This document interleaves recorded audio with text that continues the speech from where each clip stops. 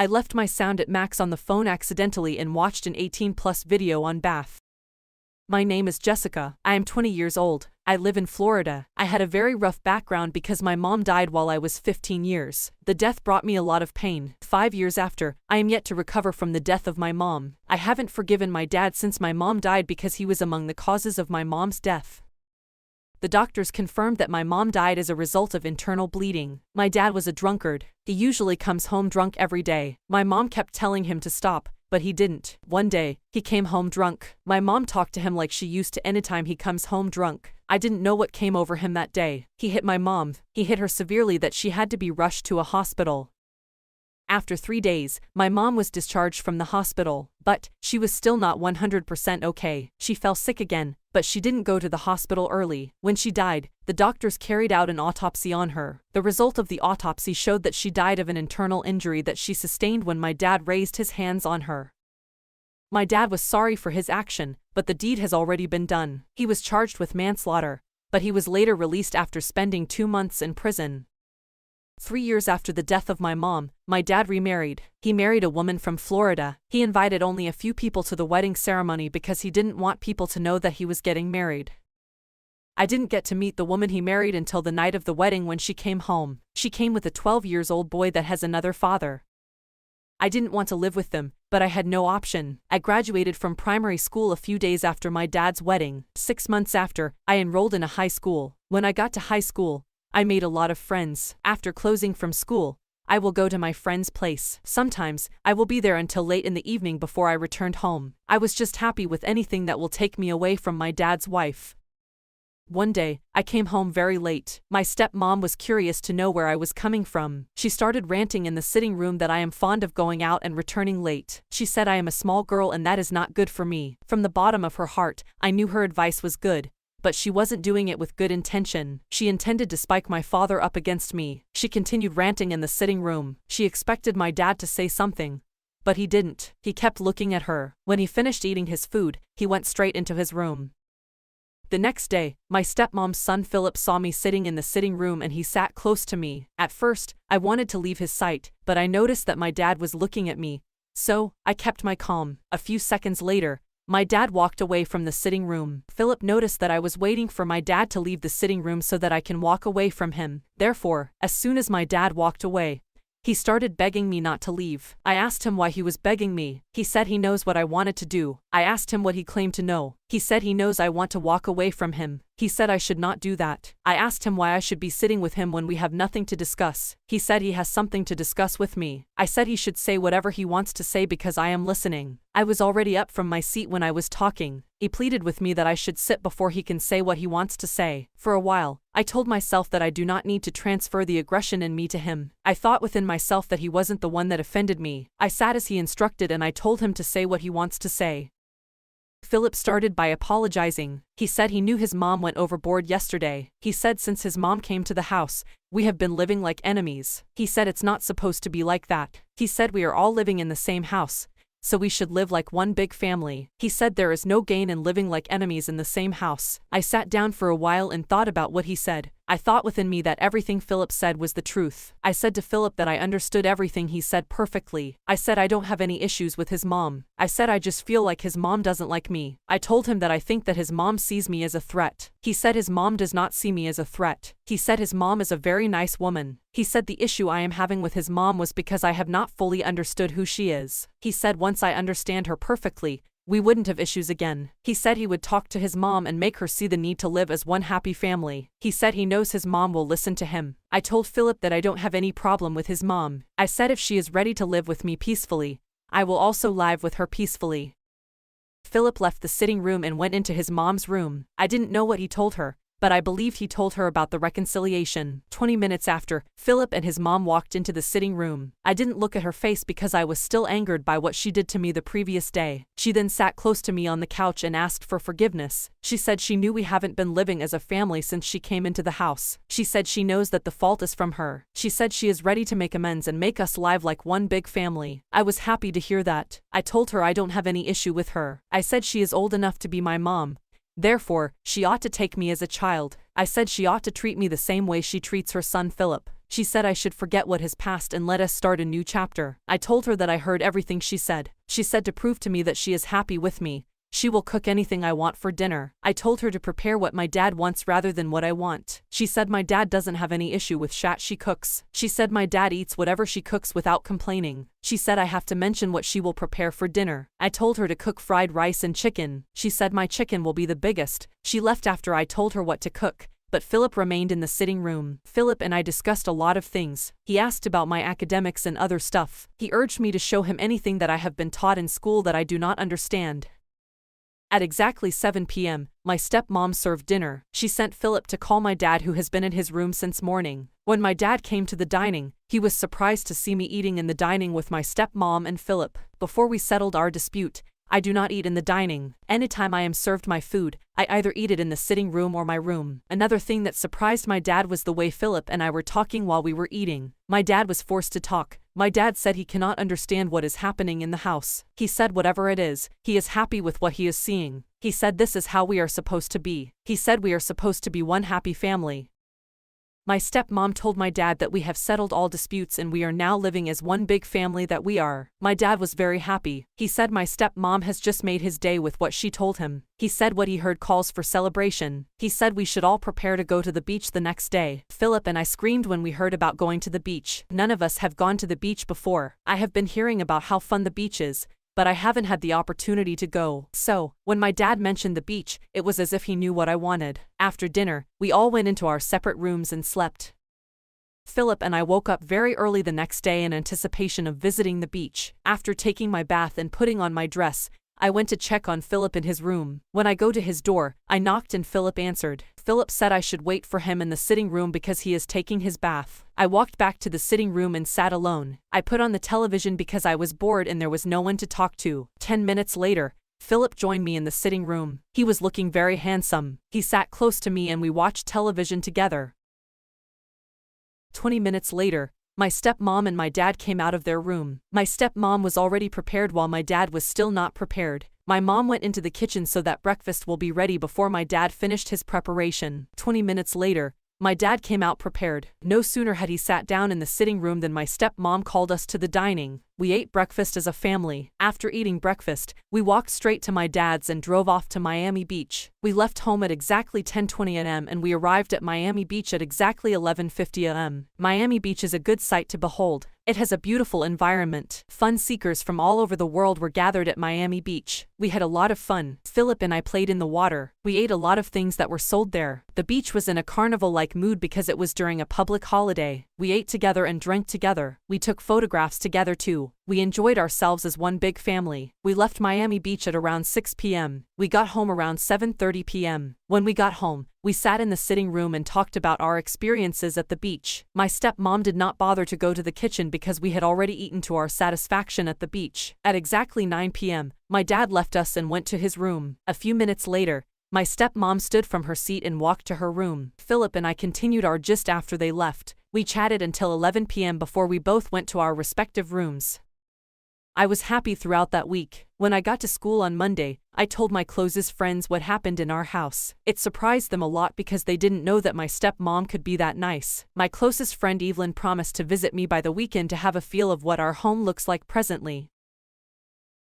When I got home on Friday, I told my stepmom about Evelyn's visit. She was very happy to hear that Evelyn was visiting. She said she has a place to go on Saturday, but she will wait for Evelyn's arrival before she leaves. Evelyn arrived at our house as early as 9 a.m. She ate breakfast with us. After we ate breakfast, my father was the first to leave the house. He said he wants to visit his childhood friend Mr. Patrick. He said it's been a long time he saw Mr. Patrick. 15 minutes after he left the house, my stepmom left too. She told us to take very good care of ourselves. She said we should make sure the house is tidy before she returns. When she left, Evelyn and I went to my room while Phillips remained in the sitting room. Evelyn and I chatted for hours. We talked about school, careers, and many other things. At exactly 2 p.m., Evelyn told me she wanted to leave. She said she doesn't want her mom to start calling her cell phone number. I followed Evelyn to the gate. We hugged each other and we waved at each other. When I returned to the sitting room, Philip was still sitting there. I sat on the couch in the sitting room and we started chatting. Philip began to ask me about my friend. He asked me how I met Evelyn and I told him that she is my classmate, and my closest friend in school. He asked me a lot of questions about Evelyn and I gave him answers according to what I know about her. The last question that Philip asked that made me realize that he had an interest in Evelyn was when he asked me whether Evelyn has a boyfriend. I said since I know Evelyn, I have never seen her with any man. I said we used to talk about men like girls do, but none of us has a girlfriend. He said what if she has and I don't know. I said Evelyn is my classmate and my closest friend in school. I said there is nothing that Evelyn will do that I won't know about. I said if she has a boyfriend, I will be the first person to know. After I answered him, I asked him why he asked me all those questions about Evelyn. He said it seems he likes her. I asked him if it seems he likes her or he likes her. He said he likes her. He said he wants me to help him talk to Evelyn since we are friends. He said Evelyn will listen to me better than him. I said I will do my best. He promised to buy me a very nice gift if I talk to Evelyn on his behalf. He asked me what I want as a gift. I said I want iPhone 12. He said if I am available to convince Evelyn to date him, he would buy me iPhone 12. As soon as I heard that, I started thinking of the strategy that I will use to win Evelyn's heart for Philip. I didn't want that iPhone 12 to pass me by. The next day in school, I took Evelyn to the school's restaurant during the break. I bought her chicken and wine. After she finished eating the chicken and wine, I told her that I have something important to tell her. Evelyn said she knew something was fishy when I bought an expensive chicken and wine for her. She asked me what I wanted to tell her that made me spend an expensive amount on buying chicken for her. I said I want to tell her about my stepbrother Philip. She asked me what happened to Philip. I said since the day she came to our house, Philip has not allowed me to rest. I said Philip has been disturbing that he likes her and he wants to date her. As soon as Evelyn heard that, she busted into laughter. She said she laughed because Philip saw her that day and he didn't tell her anything. She said if he loves her as she claims, he should have been the one to approach her. I told Evelyn that Philip that I know is very. I said he doesn't have the charisma to talk to a girl. I said that doesn't mean he is weak. He is just like that. I said to Evelyn that she cannot find anyone better than Philip. I said he is the best she can find anywhere. I reminded Evelyn about the role that Philip played in reuniting our family. Everything I was doing was because of iPhone 12. Evelyn said she has heard what I said. She said she will take her time and decide on what to do. She said she will get back to me with her final decision. I told her that I will be waiting to hear from her. While we were going home on Friday, Evelyn said she will come to our house the next day so that she can see Philip for herself. She said if she sees him, maybe he will be able to talk to her himself. When I got home, I met Philip in the sitting room as usual. I told him that I have talked to Evelyn and she has decided to visit us the next day. I said he should do everything to convince her. I told him that I have done the difficult part of the job. I said what is left is just for him to add to what I have done. I told him that the main thing Evelyn wants is to hear it directly from him. I said if he tells her himself, she will accept immediately. Philip thanked me. He said he will do his best to convince her when she comes too. While I was walking into my room, I kept remembering Philip about his promise. Philip said if Evelyn agrees to date him when she comes tomorrow, I will get my iPhone 12 by Monday. Evelyn came to our house at exactly 11 a.m. on Saturday. When she entered the sitting room, I deliberately excused myself from the sitting room so that I can leave her with Philip. I went into my room and hid behind the door so that I can hear their conversation.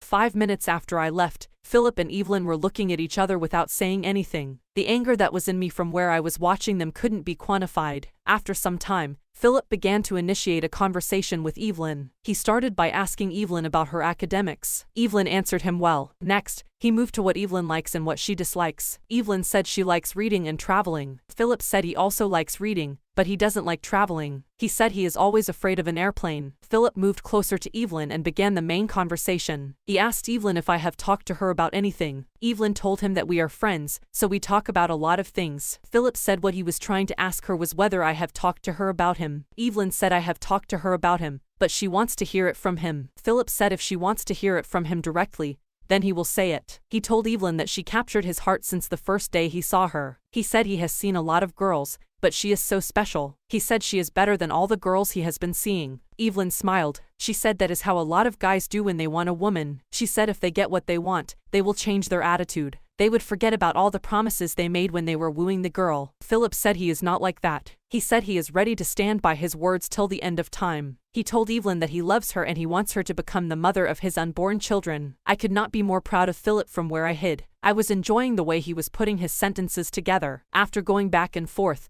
Evelyn said she has heard what he said. She said she will look into what he said and she will give him a reply as soon as possible. A few minutes later, I came out from where I hid pretending like I didn't hear everything they said. As soon as I entered the sitting room, They kept quiet as if they weren't talking before I came in. After a few minutes, Evelyn told me that she wanted to leave. I asked her why she was leaving so early. She said she has some laundry to do at home. She said she will also help her mom in the kitchen. When she walked out of the sitting room, I followed her immediately. I asked her whether Philip was able to talk to her. Evelyn said Philip told her what she wanted to hear. She said she was very impressed with the way he put his sentences together. She said she likes him. She said she wants to take her time before she gives him a reply. I quickly interjected when I heard that. I said she doesn't need to keep Philip waiting anymore since she claims she likes him. Evelyn left after we talked at the gate. I hurriedly walk into the sitting room so that I can talk to Philip too. As soon as I entered the room, I walked straight to Philip. I asked him how it went. I pretended like I didn't know what happened. Philip said he knows my friend would have told me what happened. I lied to him that I didn't ask her because she was in a hurry. Philip said he was able to express his feelings to her. He said he told her his mind and he hopes she will yield to his demand. Philip said Evelyn promised to get back to him as soon as possible. Before I left for school on Monday, I made up my mind that I will do everything to convince Evelyn so that she can quickly yield to Philip's demand. Since Philip told me about the iPhone 12, I have been dreaming of it. After the assembly, I quickly went to Evelyn's sit so that another person won't sit close to her. As soon as I sat, I started my motive. I told her to talk to Philip as soon as possible. I said she should possibly give him a reply today. Evelyn wanted to know why I was trying to rush her. I said Philip is a good guy and he deserves the best. Evelyn said she will come to our house during the weekend. She said she wants to tell him herself. I was so happy when I heard that. When I got home, I told Philip that Evelyn has agreed to date him. I said she would have called him to inform him, but she doesn't have a cell phone. I told him that Evelyn promised to come during the weekend so that she can inform him herself. Philip said if Evelyn comes on Saturday and says what he wants to hear, I will get my iPhone 12 on Sunday. As soon as I heard that, I started dreaming of Saturday. I would have moved that Monday become Saturday if I had supernatural power. As the days were going by, I was just anticipating Saturday. Finally, the day I was waiting for arrived. Evelyn called me at exactly 9 a.m. that she was on her way. When Evelyn arrived at our house, she met a full house because my parents were still at home. A few minutes later, my dad left for work because he had an emergency. 1 hour later, my mom told me to follow her to the mall to get some stuff. We all left the house leaving Philip and Evelyn. When we left, Evelyn told Philip what he wanted to hear. After telling him, they had explosive sex. When we returned home, we met them in the sitting room watching television as if nothing happened. 1 hour after my mom and I returned from the mall, Evelyn told me she was leaving. When I followed her to the gate, she told me that she has told Philip that they can start dating. When I returned to the sitting room, I started whispering to Philip about my iPhone 12. At exactly noon on Sunday, I heard a knock on my door. When I opened the door to see who was at the door, I met Philip standing in front of my door with an iPhone 12. I screamed very loud when I saw my new phone. As soon as I collected it, I took it to my stepmom and my dad. They were so happy for me. I didn't know that Philip bought 2 phones until the next day when I was going to school. As soon as I walked out of the gate, Philip called me back. When I went to him, he gave me another iPhone 12. He said I should give it to Evelyn. I became speechless. I was just looking at Philip without saying anything. I was wondering how happy Evelyn will be when she sees her new phone. When I got to school, I told Evelyn that I have a big surprise for her. She wanted to know what the surprise was, but I wasn't ready to tell her immediately. I told her to guess what the surprise might be. She did all the guessing, but she didn't even come close. After some minutes, I brought out my iPhone 12 from my bag. Evelyn became speechless. She didn't see me with an iPhone when she came to our house on Saturday, so she was wondering how I got an iPhone between Sunday and Monday morning. I told her that it was Philip's that gave me the iPhone 12. She was speechless. She said she didn't know that Philip is that generous. I told Evelyn that the surprise I am talking about is not my iPhone 12. After some minutes, I brought out her iPhone 12 from my bag. Evelyn was shocked when she saw me with another iPhone 12. I said this one is the real surprise. I handed the phone over to her and I told her it's a gift from Philip. Evelyn was speechless. She was wondering how she could get a big gift from someone she just started dating a few days ago. We took pictures with our phones. I snapped Evelyn with her phone while she snapped me with my phone. Evelyn and I enjoyed using our phones. We use it most times in school. Most times, some of our friends used to come to us to borrow our phones to snap pictures. Because of that, a lot of pictures were stored on our phones. I was with Evelyn one day when she told me about what happened between her and Philip on the day she came to our house. She told me how she and Philip had sex. She told me how good Philip was in bed. When I got home that day, I wanted to ask Philip, but I cautioned myself. Since then, I have been looking for a way to have a taste of Philip. I wanted to experience what Evelyn experienced. My urge for sex with Philip led me to download porn videos on my phone. I started watching 18+ videos uncontrollably. The next Saturday, my dad and my stepmom attended a wedding ceremony, leaving only Philip at home. Because I was bored in my room, I came to the sitting room to watch television. I did not enjoy the programs on display. Therefore, I connected my phone to the speaker. The videos on my phone were playing one after the other. The speaker's sound was at max. Therefore, Philip heard what was going on in the sitting room. A few minutes later, I left the sitting room to take my bath while the videos were still playing. As soon as I started bathing, I heard the porn video on my phone playing in the sitting room. I had soapy water all over my body, so I couldn't rush out. I hurriedly took my bath and rushed out to stop the video that was playing. When I got to the sitting room, I met Philip. I couldn't say anything. He looked at me surprisingly. Philip was wearing short trousers, so I could see his anaconda. As soon as I saw Philip's anaconda, I remembered what Evelyn told me. I knew it was my time to enjoy what Evelyn enjoyed. I moved closer to Philip and I grabbed his anaconda. Philip didn't resist. You could tell that it was what Philip has been dreaming of. We kissed and romanced each other right there in the sitting room. After 20 minutes of romancing, we went to my room and had proper sex. The sex was explosive. I saw what Evelyn told me myself. After that day, Philip and I continued to have sex until we both got married. Hey, guys, please let me know if this is right or if this is what I should do, or please let me have your thoughts on this. This story takes us to a 16-year-old girl. Sweet 16, they say. But they don't know that life can be cruel even at that time. What can happen to a 16-year-old to think that life is cruel? Let me introduce myself. I am Anita. I come from the city that never sleeps, New York. Just like New York, I never sleep too. New York can be very inspirational, especially at night. You can't miss the lights. I live in the 10th floor of our apartment, and the views are just crazy. I always nap after school during the day so that I can enjoy the warm nights that New York brings. My favorite part of the day is sitting on my balcony, just like I am right now. I either am writing, watching a TV show, or sometimes I get lost in my own thoughts. My go-to TV show right now is definitely Game of Thrones. Everyone has a guilty pleasure. For me are TV shows and movies. I don't have a specific favorite genre. It simply has to have a beautiful, inspirational message behind it. My favorite part of our apartment is definitely our balcony. I spend the most time there. I eat there. You can learn a lot about the city on your balcony. You see a lot of stuff that happens. A lot of cool people just walking around. I witnessed a lot of breakups between random couples, drunk people passing on the streets. And it's kind of entertaining. Since I spent a lot of my time on the balcony, I almost know every one of my neighbors' stories. You might think that I spy or something, but I don't. I just can't help but stare. I have a lot of vases of flowers that I take care of it. It's kind of becoming my hobby too. I even got some lemons that I can't wait to grow and eat. On my balcony, I am never alone. I have my sweet little one, my cat Bella. I am a dog person kind of type. But dogs are hard to keep inside. Our Bella has been so easy to live with. She is white and fluffy. She is sweet and caring and the best cuddle partner that I could ever ask for. I've had Bella for 3 years.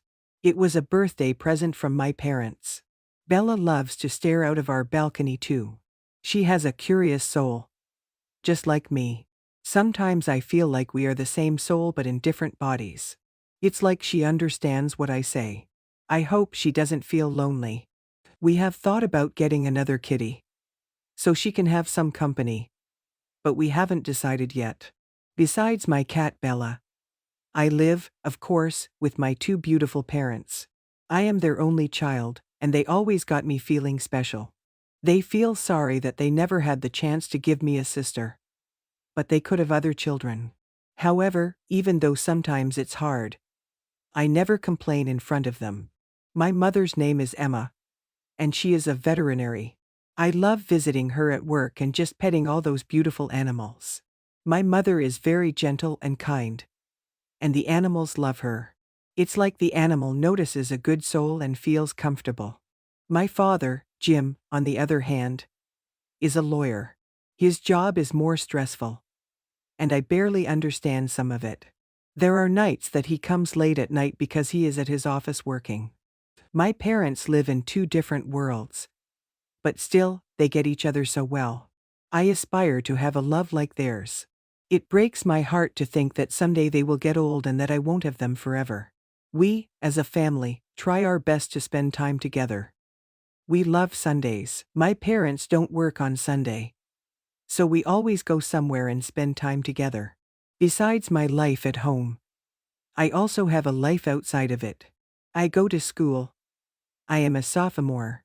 I have one very close friend who happens to be my neighbor. Her name is Sarah. She makes high school easier. We go to school together, and we come back together. She is like a sister to me. Like everyone, I don't like school. But I try my best to study and do good in school. There are a lot of parties that my school organizes. There are times that Sarah and I go there. My parents don't mind, they trust me. I can't lie and say that I never tried alcohol because I did. However, I have never been 100% drunk. I am not the type of person that gets attached to things. Just because I might enjoy drinking at a party doesn't mean that I will continue to drink every day. I know when to drink and when not to.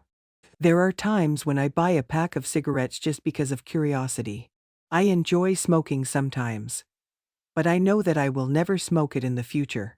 I have control of myself. When you go to these parties, a lot of stuff can happen if you are not very careful. A lot of my friends that go to my school do drugs. This scares me. Smoking and drinking don't make you cool. But I think that's how some of my friends think.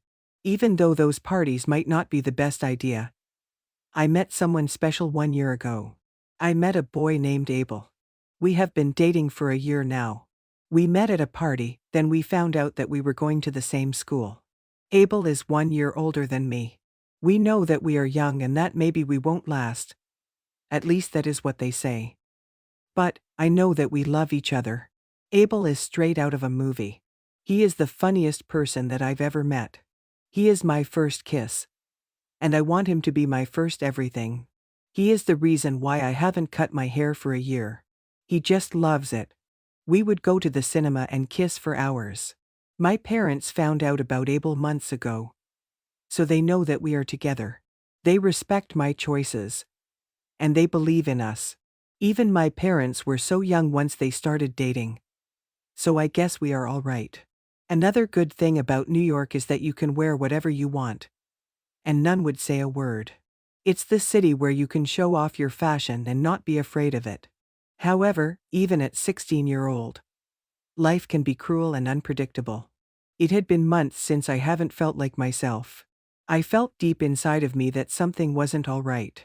I started not wanting to go out and meet with my loved ones, Sarah and Abel. I didn't have energy for anything, and I just wanted to be left alone. I wasn't eating, and I couldn't even finish an episode of my favorite TV show. This was all of a sudden. I don't know why it happened.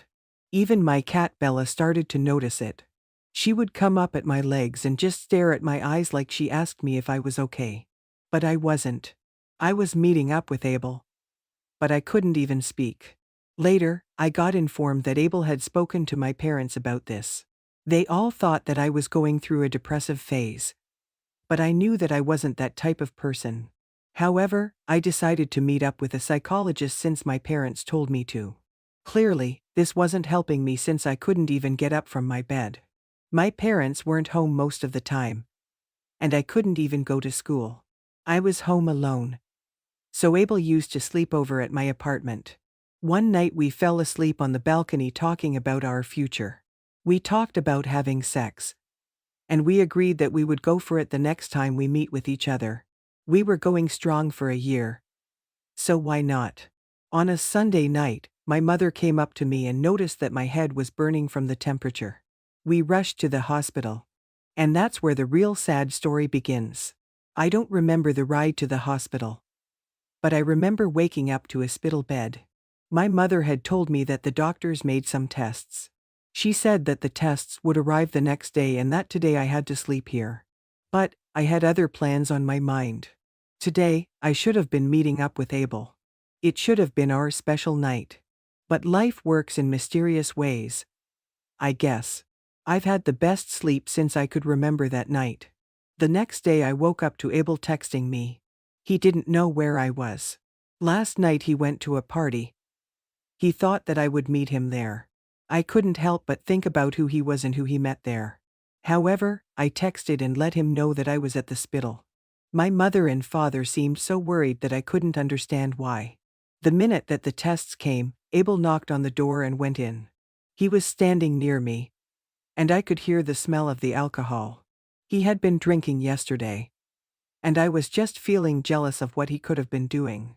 The doctor was telling me the results of the tests, but I couldn't understand what was wrong. I looked at my mother's eyes, and I saw some tears.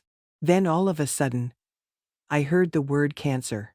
My parents started crying, but Abel and I were just shocked. The doctors said that it would be for the better if we started chemotherapy tomorrow. Chemotherapy, tomorrow, how could my life change in a second? I just wanted to get home, to my movies and to my cat. That night I barely slept. The next day came so fast. Abel wasn't here. He had to go to school. I already felt like we weren't so close. My doctors said that the chemo treatment would last between 3 to 6 months. But I was ready. I just wanted to get over it. I took the first dose of the first day. Can't say that I loved it. My parents took some weeks off of work and were staying there with me. Then, bad news after bad news. So, basically, if you're doing chemo, there is a chance that you're gonna lose weight and hair. Months went by, and things just got worse. My cancer was not getting better, and I was still taking the chemo treatment. I couldn't spend time with Abel or Sarah, and I missed falling asleep with Bella. Abel would come after school, but nothing was feeling the same anymore. I miss everything about my life. I am writing this on my hospital bed, wishing I was on my balcony. The doctor said that it's good if I start and take walks around the city. One day, I decided to do so. As I was getting ready, I noticed how bad I looked. I couldn't even notice myself anymore. I was so skinny, and half of my hair fell down. I was wearing a hat, but it was summer. I decided to go with my mother only. She thought that it would be a good idea if we called Abel. But I don't want Abel to see me this way. I went out and saw what I was missing out on. The sun was out, the world was full of colors. You should have seen the girls on their sundresses out for lunch. I felt like my soul had gotten older. That's when I decided that I shouldn't be your problem, Abel. I knew that I had to set Abel free. I know that he does not love me anymore. I wasn't the same person. I didn't look the same. He always used to say that he loved my hair. Now what? I didn't have any hair left. He should continue to live his life. He's young. I texted him so we could meet and say our goodbyes. That was the last time that Anita had written. She had actually passed that day. The cancer had covered her whole body. Her body's ashes are going to be on her favorite place, her balcony, so her soul can still watch over the beautiful sky of the city that never sleeps. This story takes place in the heart of France, Paris. Paris is one of the most romantic places ever to exist. They call it the city of love. Is it really, though? I am Iris, and this month I'll be turning 18-year-old. I was born, and I have lived all my life in Paris. When talking about Paris, the thing that comes to our mind is Eiffel Tower, streets crowded with tourists, beautiful little coffee shops, and the list goes on. However, what people don't know is that one of Paris's best-kept secrets is the countryside. That's where I live. It's a tiny piece of heaven tucked away in the 20th arrondissement of Paris known as La Campagne à Paris. I love where I live. The views are straight from a movie. Each building is unique and quirky with gentle pastel colors and paved, cobbled paths. It's nothing like the rest of Paris. In a good way. Life is easy here. My school is only some blocks away from my house. My friends' houses are near too. But the most awkward thing about where I live is that my neighbor is my ex-boyfriend. His name is Louis. Louis was great in everything that a girl could ask for. A great smile, tall, respectful. But he was too good. When I see that the person I'm dating is way too much into me, I tend to stand back. We never argued, and there was never drama. And this kind of makes me get bored of it. I want my relationship to be exciting, with ups and downs, as it should be. I want someone to disagree with me, not just agree with everything I say, like they don't have an opinion on their own. However, I don't know if I can call him my ex-boyfriend because it was more like just a summer fling. We dated the whole of last summer. I get a feeling that he is still not over me. But what can I do? I get bored so easily. And it's actually a serious problem. Do you know that feeling when you are in summer and feel so vulnerable? You feel like you are free to do anything. A new hair color, a new tattoo, a new piercing. Sometimes even a new boyfriend. Ugh, I miss summer right now. Winters can be so depressive. And I can't even wear what I want to wear. I love wearing crop tops and letting my stomach out a little bit. This is the last year of high school. Next year, God knows where I'll be because I still don't even know what I want to study in college. However, I am excited for this year. We have prom, and also I have to pass my driving license. I hope Louis doesn't ask me to be his prom date because that would be awkward. I don't know about the country you live in, but prom is usually the night for couples to lose their virginities here. I wouldn't wait for prom night, but I still haven't found someone special yet. Call me old-fashioned, but I don't want to lose my virginity with someone like Louis. For example, I aspire to have some deep-level connections with someone. Every day is the same day at our school. It's like déjà vu. All over again. But, one day, one random Thursday, a new boy came into my class. He walked and then sat without even starting at anyone. He was tall, dark-skinned, curly hair. The teacher made him introduce himself. Apparently, his name is Aaron. During the lunch break, all the girls were all over him. I knew this would happen. But, I am not this kind of girl. I like to look uninterested. That's my secret to making someone interested in me. Days went by, and we didn't even talk. But, I could notice some stares here and there. I saw how he was talking to the other girls. And I could tell that he wasn't just like any other guy. He was mysterious until one day, Aaron decided to come out of his shell and actually talk to me. He goes, "Where can I eat something good around here?" I told him about my favorite place where I get food every day. He said, "Wanna ditch the classes and go eat something?" How could I say no? I wanted to know about this guy. He said to meet outside. I went outside of school. And here he was, waiting for me. Smiling. We started walking and talking. There was a vibe already. We go into the store and sit on the corner by the window. Then he orders for me without even asking what I'd want. He said, "Trust me." That was attractive. We talked about our favorite movies, our first kisses and so on. I didn't notice how many hours had passed until my mother called me. We decided to leave.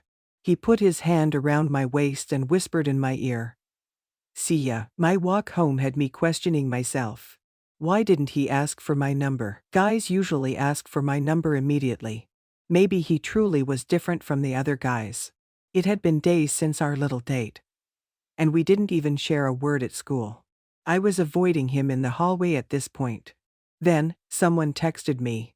A text said, "Same spot. At 2 p.m. Was that Aaron? Well, yeah, for sure. I was in a dilemma about going or not. I decided to go there. He was sitting on the same spot as that day. I went inside, and he gave me a little kiss on the cheek. It got me off guard. He had already ordered for me again. This time, he asked if I had a boyfriend. And I said no. I didn't ask him. And he said, "Don't you want to know if I have a girlfriend?" I said, "Do you?" He said not yet and started smiling. Aaron said, "You're gonna go to prom with me." And started smiling. I didn't say anything.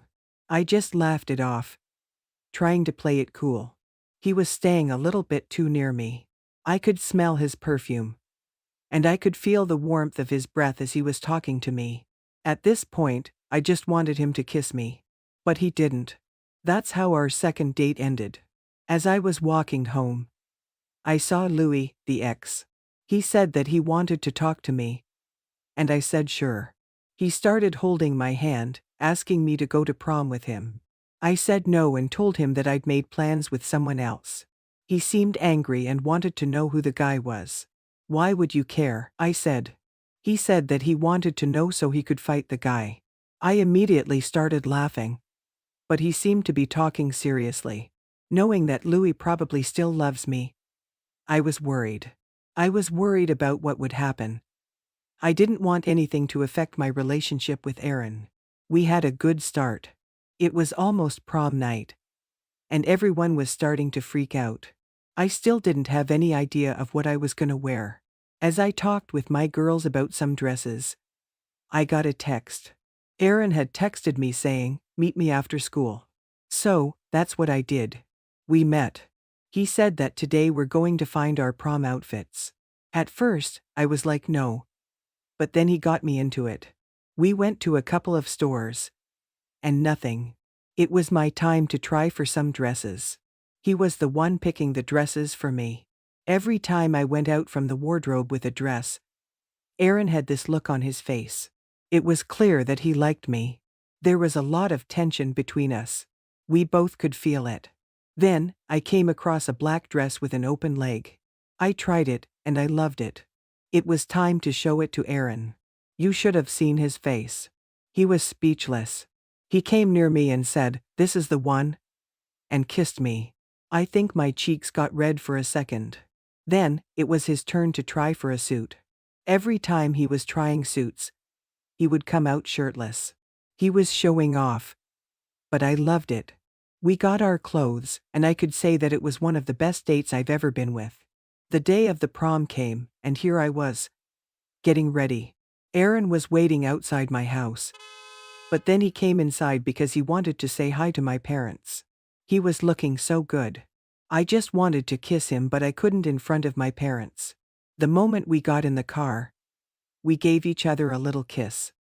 We arrived at prom, and everyone was looking at us. I heard that Louis couldn't find a date. I saw him. He was standing in a corner alone. I felt bad for a second. Hours went by, and Aaron and I were having the best time. Aaron is so easy to stay with. As we were slow dancing, I saw Louis coming at us. He pushed Aaron to the ground. Aaron seemed confused. He didn't know who Louis was. He heard me saying, "Louis, stop." Aaron said, "You know this fool," and then he punched him in the face. The security got us out, and I was shaking. I told him who Louis was, but he didn't seem to care. He was just worried if I was okay.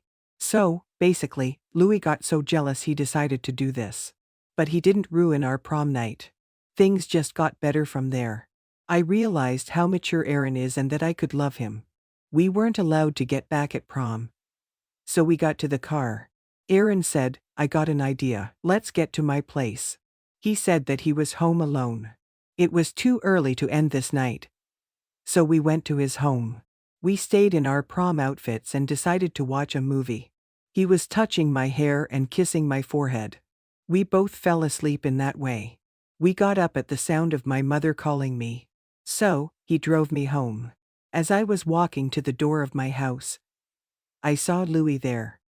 He was talking to my parents. What could he be saying? "Sorry for last night." He better be. I got closer, and I noticed that my parents were angry. My mother said to me, "Get in the house," as Louis ran to his home. Apparently, Louis told my parents that I spent my night at a guy's house. How could he know? He probably stalked us. He is a psycho. I had no other solution than to tell my parents the truth. If I told them that I didn't do anything bad, they still wouldn't believe me. They said to me, "You're grounded." They took my phone and said that I wasn't allowed to go out before and after school.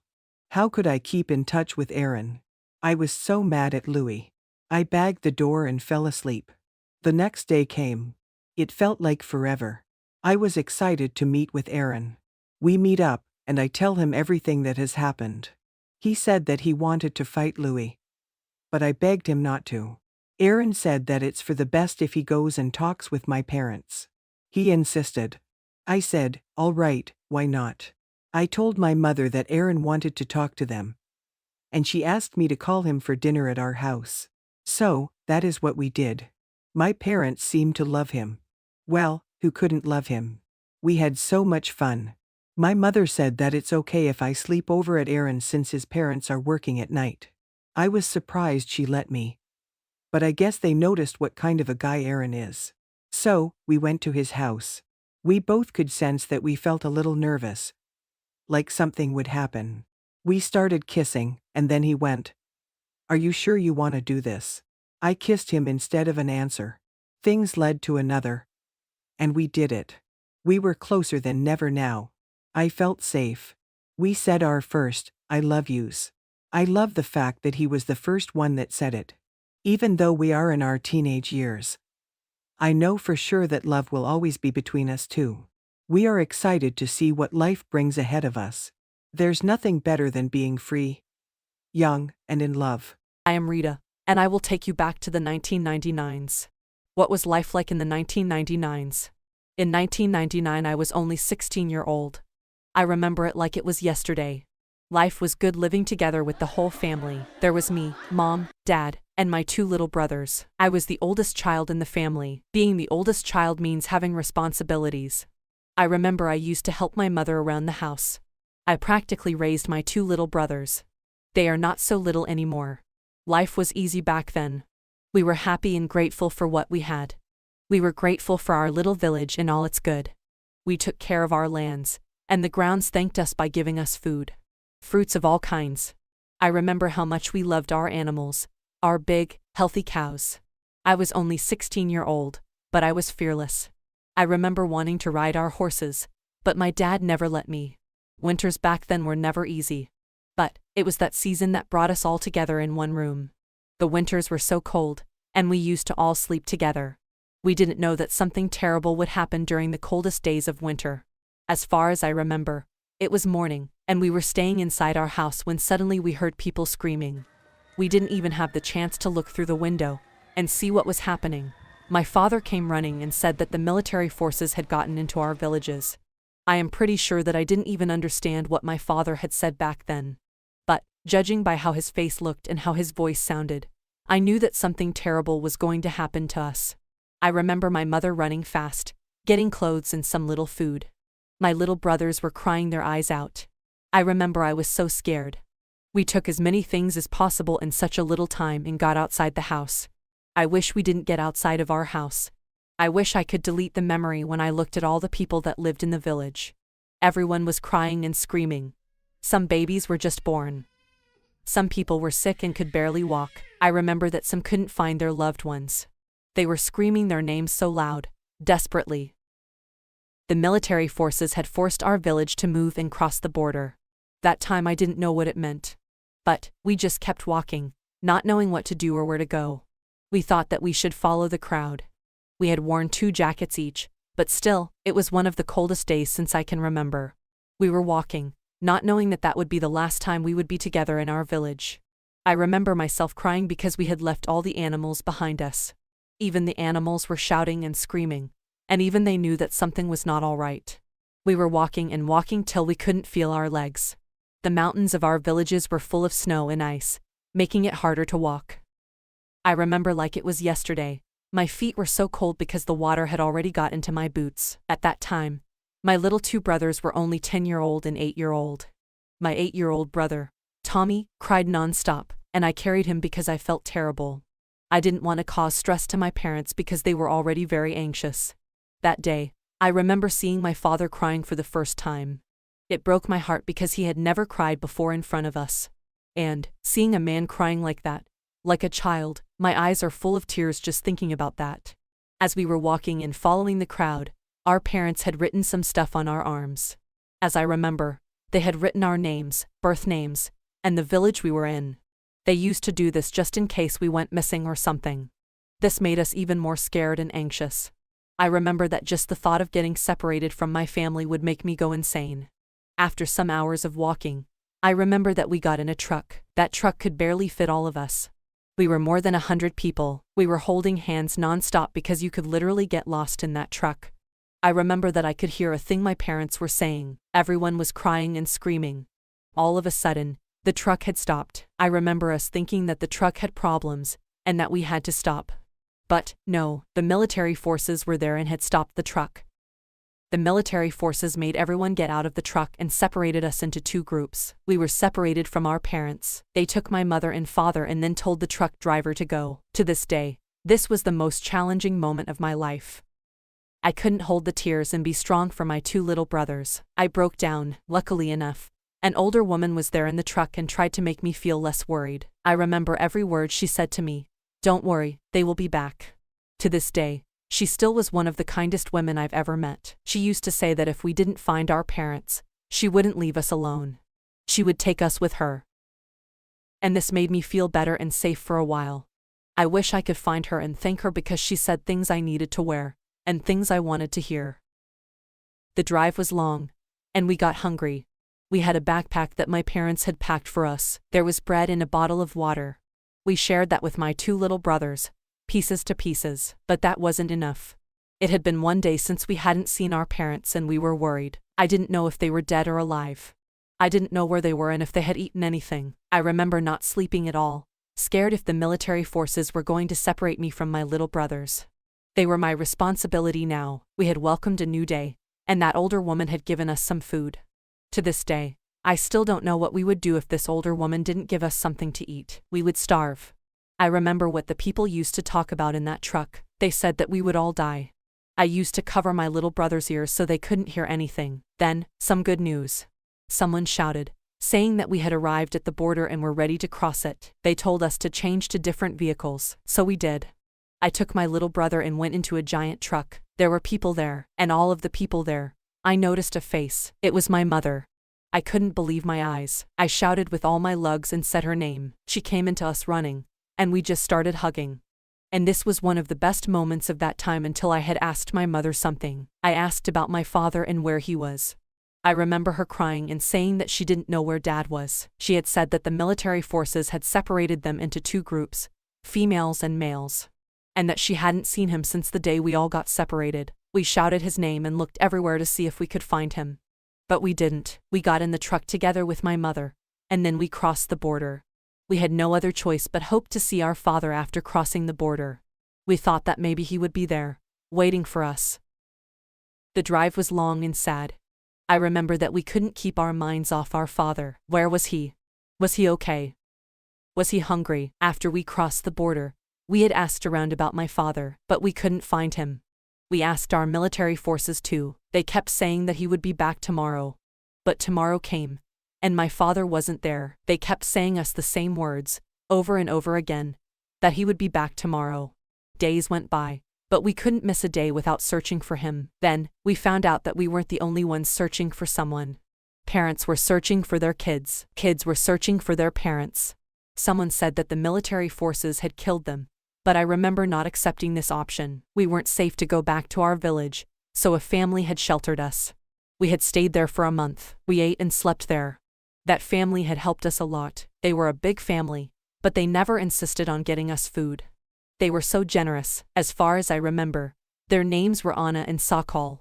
They had been married for years and had 8 children together. I remember the months that I spent there made me feel like I was at home. They had a farm, and they had animals, just like we did. It made me feel like everything was all right. Their children were so friendly and kind. I remember that the war and the winter were already over, and we would just spend hours outside playing like everything was just fine. But then, I'd watch my mother's face and see how sad she was. They even offered to help us find my father, but there was no success. By that time, it had been almost 2 months, and we still hadn't heard from our father. It was time that we went home, to our bed, to our animals, to our old life back. I remember the ride back home, and I remember how sad it was. It was like we were leaving our father behind. Our last hope was that our father would have been there when we arrived at our village. He would have fed the chickens and the cows. He would have made our bed, and he would have been waiting for us. We had arrived at our village, and nothing felt the same anymore. The spring had sprung. I remember the trees of our village and how green they had been. The mountains looked breathtaking, and at that moment, I realized how much I loved and missed my village. However, the military forces had burnt our houses to the ground. There were no memories left, just ashes. And our animals had left. And the sad part of all this was that our father wasn't there. We had asked some of the neighbors if they had seen him, but nobody had seen where he was. Many of our neighbors were not found, and some of them were announced dead. We had to start our lives from the start. Without you, Dad. To this day, we still don't know your fate, but we pray for you every day. We don't know if you are alive or somewhere searching for us, but all I know is that we miss and think about you every day of our lives. We were lucky to survive, but my life has never been the same again without you, Dad. When humans start wars, they don't know the consequences. They don't know how precious life is until it is lost. A war can never make peace. A war can never make someone a winner. All it does is create a mess and bring the destruction of humanity. My name is Beatrix, and I just wanted to tell a story about what happened 2 years ago in my life. A lot has happened in 2 years. 2 years ago, I was only 16-year-old. Life was not easy. I grew up in a very toxic household. I grew up with my parents fighting all the time. I don't know if there was a day when my parents didn't fight about something. But, when it came to me, they were completely different people. My parents are the sweetest parents anyone could ever ask for. They care about me. They love me. I am their only child. I was spoiled and loved like no other. But, sometimes, love is not just enough. Marriage is not just about love. Marriage is about commitment, and being responsible for what you do and say.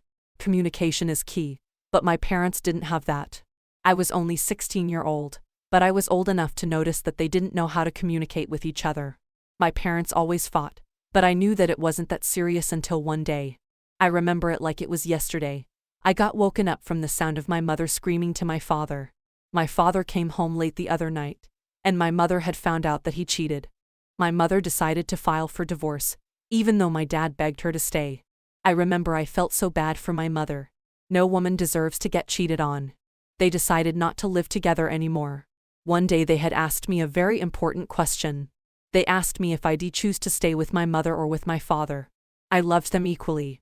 I mean, they are my parents. But, the one that got cheated on was my mother.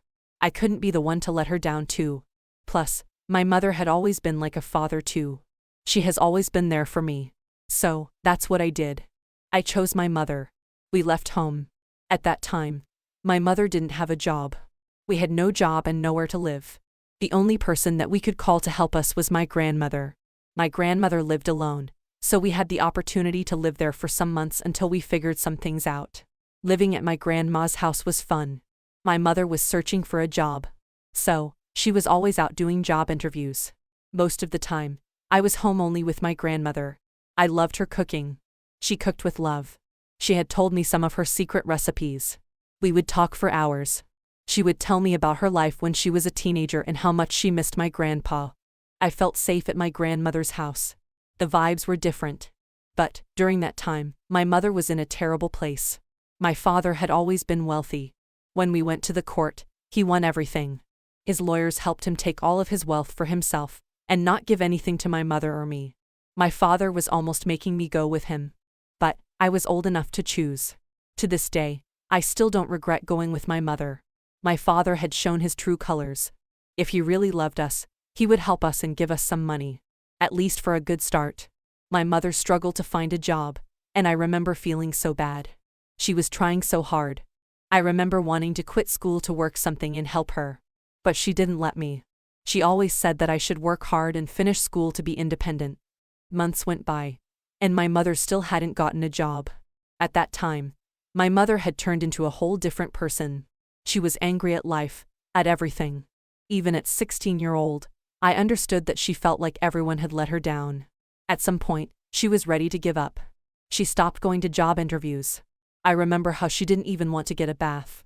She was deep in depression, and she always used to fight with my grandmother. My mother used to put the anger that she had on my grandmother. One day, they got into a huge pointless argument, and my mother had enough. My grandmother was crying, saying that we didn't need to go. But, my mother thought that this would be for the better. This way, my mother would try harder and not give up so easily.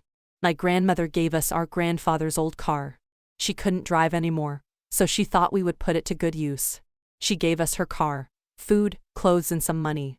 It was winter, and we had no idea where to go. I remember us driving with no destination. It was snowing so much. It was almost Christmas time. It should have been the most wonderful time of the year. But, not this time. We drove and drove. We didn't know where to go, and we hadn't much money with us. It was the middle of the night, and we got tired. We found a mountain not so far from the city, and we decided to park the car there and stay the night. We shouldn't even have parked there. We would have been arrested. But, we had no other choice. I remember I was so scared to sleep in the car. We were scared if someone would knock in our windows and try to kidnap us or something. I hadn't had much sleep on the first night, but then I got used. But, the car was a blessing. Without it, we would be sleeping on the streets in the cold. We lived in our car for almost 2 weeks. It was the most challenging time of our lives. At that time, I wasn't going to school anymore. So, we kind of just stayed and hoped that my mother could find a job. I missed my bed, and I missed having a hot shower. It had been days that I hadn't had a proper meal. We used to eat cheap fast food with the bit of money that our grandmother gave us. The nights were so cold, and we used to sleep hugging each other. I remember asking my mother to go back to our grandmother's house, but my mother just wanted to make it alone. Even though we lived in the car, she never lost a job interview. I remember how she used to play it off at times like everything was all right, and how she used to sing and dance to not make me feel worried. But I knew that deep inside, she was sad and anxious until one day, one perfect day, I was staying in the car, and I saw my mother by the window. She told me some good news. She said that she had got a job at a restaurant, and she will start working from tomorrow. My mother told the restaurant owner about our life, our situation, and he said that we could sleep there. At his restaurant. Our life was about to be changed forever, and we just didn't know it yet. We took our car and drove there. The restaurant was so beautiful and comfy. We met with the boss. My mother's boss was so generous and kind, and he was named Mitchell. He had asked me how school was going, but I told him that I couldn't afford school right now. I told him that I wanted to work and help my mother. He accepted that, and he had made me an assistant. I worked as my mother's assistant. Life was beautiful during that time. I could finally have some good sleep and eat some warm, good meal. I woke up early, worked, and had met some beautiful people. It felt good living and having a routine. It had been 2 years since my mother and I worked at the restaurant. I could tell that my mother was happy. I was happy too. During our time working at Mitchell's restaurant, something beautiful had happened. Love had happened. My mother fell in love with her boss, Mitchell. Who wouldn't love Mitchell? He was so kind and gentle, and he had helped us a lot.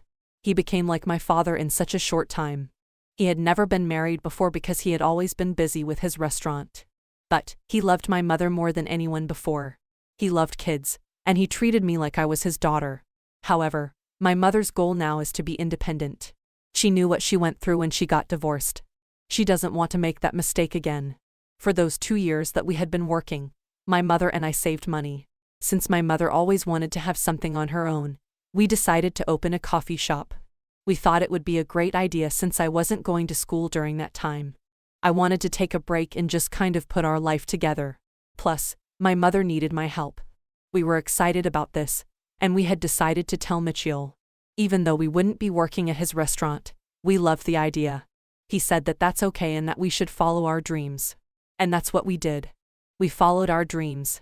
New York has the most beautiful places and views, so it was easy for us to find a place to open our coffee shop. Mitchell had helped us a lot. He had helped us with painting the walls of our store. We decided to give the store a vintage look, and it turned out so good. The coffee shop was so small, but it was so cute. The coffee shop had large windows, and you could see everything that was happening outside. It's a place where you could bring your favorite book and just read for hours while drinking your coffee. Our coffee shop is open 24/7. I work there as a waiter, and I love it. At first, it was just my mother and me, but now we have 4 employees. All of our 4 employees are females. Our employees are women that needed help, just like we did.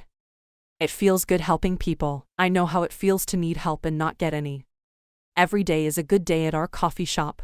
Every day we meet new beautiful people, and I have made a lot of friends. After some time, my mother and Mitchell decided not to waste time and have a wedding. It was one of the most beautiful weddings that I have ever seen. It felt good seeing my mother in a white dress and happy. Maybe it is time for me to have a brother or a sister. Who knows? My mother and I often visit the grandmother. They are on good terms now. We had given her car back, even though she insisted on not to. But we wanted to leave everything that reminded us of bad times. My grandmother comes to our coffee shop almost every day. She says that my coffee is her favorite coffee to drink. I am going to school now, after that big break. Every day after school, I come here to our coffee shop, and I help my mother. Are you curious about what happened with my father? Well, I don't know what happened with him. We hadn't heard from him since my mother filed the divorce. He hadn't even called to see if we were okay. But that doesn't matter. We are okay now. Better than never. I just wanted to share my story and say that life works in very unpredictable ways, and that you should never give up. Life has its ups and downs, and that's the beauty of it. We should embrace the good and the bad times. I am Rona, and I will tell you the story of my life, the story of what happened a couple of years ago. Where can I start? I was living with my family in a so-called third world country. It was me, my parents, and my little brother. Life was not easy. My mother had no job, and my father was taking less money than we needed to survive. Even though I was only 16-year-old during that time, I wanted to work. I wanted to work for myself and for what I needed. But, where I lived, there weren't many jobs to do for women. That's why my mother had never worked, and I couldn't find a job. All I used to do was go to school and come back. How was the school, you might ask? The school was great, but the people there not so much. I had realized that when you don't have as much money as your friends, you can never feel comfortable around them. They didn't feel comfortable around me either, so that's why I had distanced myself. The house where we lived was so far from my school. We never had a car, and we always used to walk to school. During summer, it was easy, but in the winter, we would freeze to death. During winter, there were hungry dogs that always followed us to school. It was dangerous. Sometimes we would take some food with ourselves so that they wouldn't bite us.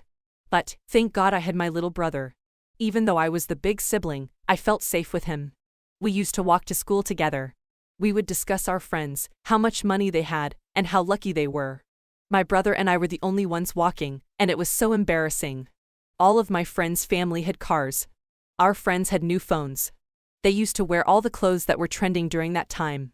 One of the reasons nobody wanted to date me was that my clothes were not trendy. And nobody wanted to date a poor girl. There were times when my brother and I would get back from school, and I couldn't help but complain. The school had gotten me so tired mentally and physically. It was just too much. But, still, I tried to hide it because I knew that it was a hard time for my parents too. They were trying their best. My father was working non-stop, and still, the money was never enough. I knew that he was taking loans from our friends and family. But, he never admitted. But, we knew. People had started to come to our house and ask for their money back. My father was sick and tired of working and then having nothing. I remember it was winter one day, and my brother and I came back from school. When we got home, there were suitcases around our house. I remember asking about what happened. Then, they had told us. They had told us that they had decided to take a dangerous road straight to first world countries. I remember being so exciting and scared at the same time. We were finally going to a better place, to France. If we made it to France, our lives would get better, and my father could pay back the people he took the loan to. We took our clothes, all of our stuff, and some food. There was a big, old truck outside our house. My father had rented it for us. We got in and took a last look at our house and our village. There was a long road ahead of us, and we were just hoping for the better. The road trip was silent, and I knew that a million thoughts were running through my parents' minds. The road trip to the first world country would take us 3 days. We didn't know it, but they would be the most challenging 3 days of our lives. I remember the first day and how good it went. It made us think that this would be easy and that we would arrive there in a minute. We drove and drove, and then we stopped at a hill so we could sleep and take some rest so we could be ready for the next day. We were sleeping in the truck, and there was enough place for all of us. I remember how I couldn't sleep that day, thinking about how our lives would change forever. I was already thinking about the clothes that I was going to buy and the new iPhone that had just launched. That's how I slept that day. We woke up the following day and noticed that the snow had covered the whole place. It was cold. We ate some food and then hit the road without wasting our time. I remember the streets were so icy. We were driving so slow. We were stopped almost at every border by the military forces. They would ask us questions, and they would keep us for hours. Nobody liked refugees. But, we were going there with good intentions, for a good start and a good life. Being stopped at every border took us a lot of time. The next day arrived, and we were ready to have some good sleep. Apparently, that night it had been snowing all night. When we woke up, we noticed that the truck wasn't starting. My father tried to start it, but nothing. Our truck's engines had been frozen because of the weather. I remember how stressed my parents were. They didn't know what to do. It had been hours, and the truck was still not starting. We were just wasting time. We decided to ask for help and see if anybody could fix our truck. But we had parked our truck somewhere in the mountains so that we could sleep, and there weren't any houses near. My father decided to walk some miles and ask for help as we were staying in the truck waiting. But there was nothing near us, and it was so cold, my father couldn't walk anymore. We stayed some hours in the truck to see if any car drove near us, but nobody showed up. There was only a little road left ahead of us, and we decided to put our fate into our legs. So, we decided to walk. It was the middle of winter, and it was so cold. We put on all the clothes we had, and we took our food. Walking was so hard, and we didn't even know where we would be spending the night. At that point, we didn't know if we would make it alive. We couldn't walk on the streets, and we had to walk into the depths of the mountains so that the police wouldn't ask us questions. The most challenging part of this story was when we had to cross a river to get away from the police. I will never forget the feeling. The feeling of my clothes getting wet by the river's cold water. My body was shaking, and I couldn't feel my legs. But crossing the river was the only way we could get away from the police and arrive at our destination. France. Our clothes were soaking wet, but we didn't care at that point. We were almost there. Our last most challenging part was spending the night outside. Our clothes were still a little bit wet. We had found an abandoned cabin and slept there on the balcony. The door was locked, but we didn't care. At least we weren't sleeping on snow. I remember getting up every hour in the middle of the night because I was scared if there would be any wild animals near us. I remember seeing my father guarding us. He hadn't slept at all. His nose was all red, and he looked so worried. That night I slept crying, hoping for the best of what was coming next. That night's sleep wasn't the best sleep, but we knew that we would be in France the next day. So, that's what happened. The next day had come, and there wasn't much food left for everyone. There were only 2 sandwiches left, so we shared them and hit the road. Finally, we arrived in France. We weren't looking our best, but we made it. We were tired, and we just needed someone's help. But I remember the first time that I saw the city of France. I was speechless. It was huge, nothing like my village. It looked like how we imagined and how we dreamed. The land of opportunities. It was snowing there too. There weren't many people around. I remember a policeman approached us. I remember my father's voice shaking, saying to the policeman that we were refugees and needed help. My father was begging for help. I will never forget that policeman's face and how much he had helped us. They took us to a place to stay. It wasn't a 5-star hotel, but we didn't care. We didn't need that. They gave us food and warm clothes. You should have seen my father's face and how happy he was. We all were happy. Our eyes were full of happy tears. I took a warm bath, and I fell asleep by the window while looking at the city. It has been months since we got here, in France. Our life has changed for the better. My father and my mother found a job. My father works as a taxi driver, and my mother works as a waiter. But they are getting paid very well. At least, my parents won't worry about the essential things to buy for us. My brother and I have started school. Thank God that our school is near the apartment where we live. It's only a 5-minute walk.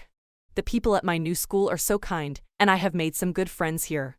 They respect us even though we are not from France. Everyone at my school works after school, so I decided to work too. Why not? I could have my own money, and I could buy whatever I wanted. Plus, I always wanted to work. We have a neighbor that has a 1-year baby, and she asked me if I could work as a nanny and take care of her child. I accepted. I love children, and it's a fun job that gets paid very well. However, not everything is promised here. We are still just refugees. We are still waiting for the government to give us the final decision. We still don't know if we can stay here forever or go back to our village. It would be a nightmare if we had to get back. I don't miss my village because there's nothing to do there. Plus, we have adopted here very fast. It would be so sad if I had to leave my new school friends here, my job, and this city. Everything is more accessible here. I just wanted to share my story and ask you to pray for me. To pray for my family and all the refugees out there. I don't wish for anyone to go through what we went through. Every refugee story is different, but I know that we all have the courage not only to survive but to preserve and rebuild our shattered lives. Our shattered lives. I am Madison, but everyone calls me Maddie. You can call me Maddie too. I wanted to share a piece of my life with you. At 16-year-old, Life can be so dull and exciting at the same time. The most exciting part of my life is that I live in London. I love everything about London. Everyone thinks that people from London drink only tea, but that's not true. I love coffee. I have always loved coffee. My mom thinks that coffee might be the reason why I can't fall asleep at night. But I can't help it. The coffee wakes my soul up. There is so much to see and do in London. You can never get bored of it. I don't know if you know, but London has the most extensive library in the whole world. I love reading. Maybe that's why I drink so much coffee. It helps me not fall asleep and read more and more. I am obsessed with reading. My favorite book of all time is The 5 People You Meet in Heaven. Once, I have read a whole book in just 2 days. But, what can I do? I don't enjoy going on my social media anymore. Everything is so fake, and I am tired of it. Why would I enjoy watching someone posting their food? Okay, you ate a margarita pizza, now what? And, no, Jessica, you don't look like that in real life. We can see your Photoshop fails. I think I am an old soul, just like my beloved grandfather, which he had passed 3 years ago. He is the reason why I am so into reading books. My mother always says that my grandfather used to read me every night before bed when I was a baby. I wish I could turn back and hear my grandfather read to me just one more time. The love of my grandparents has always been an inspiration to me. But, what can I say about my parents?